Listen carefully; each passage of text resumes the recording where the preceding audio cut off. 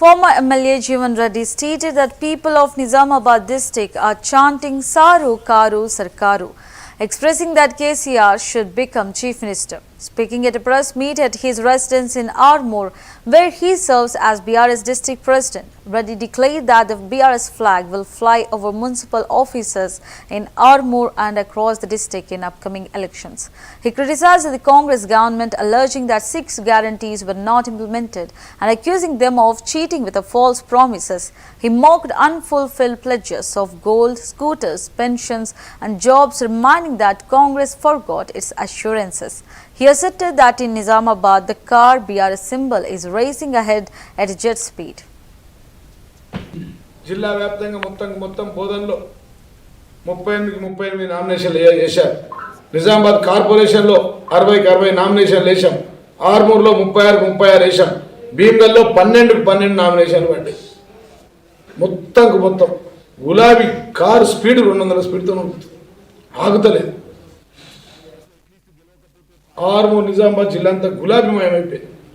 ఏమైందంటే ఇక్కడ మంత్రి లేడు జిల్లాకు. ఈ ఎంపీ రావడం శని పట్టుకున్నది. ₹1 ఏకైనా నిధులు రాలేవు. 6 గ్యారెంటీలు అమలు కాలేదు. 420 డోకా ఇచ్చారు. ఒక్క ఇస్తాన తులం బంగారం రాలేదు. ఇస్తాన స్కూటీలు రాలేవు. 2000 పింఛను 4000 పింఛను ఇస్తాను రాలే. 2500 నిరుద్యోగ వృత్తి రాలే. ఒక బస్సు కిరాయిలు మాఫీ చేసిన భార్యకు భర్తకు ఇచ్చింది. కాబట్టి ఏది కూడా అమలు కాలే. 2 ఏళ్ళు అయింది. సిద్ధులగుట్ట మీద ఒట్టేసిండు, బాసాల మీద ఒట్టేసిండు, లక్ష్మీ నరసింహస్వామి టెంపుల్ మీద ఒట్టేసిండు, నిజామాబాద్లో వెంకటేశ్వర గుడి మీద ఒట్టేసిండు రేవంత్ రెడ్డి. ఏవి కూడా హామీలు అమలు కాలేదు.